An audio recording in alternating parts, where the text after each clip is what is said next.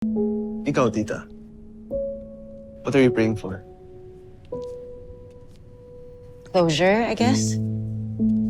Para kasing nakakakuha ko ng mixed signals from the universe. I just want closure once and for all.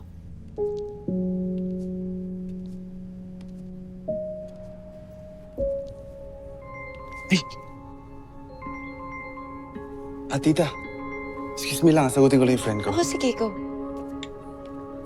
Hello.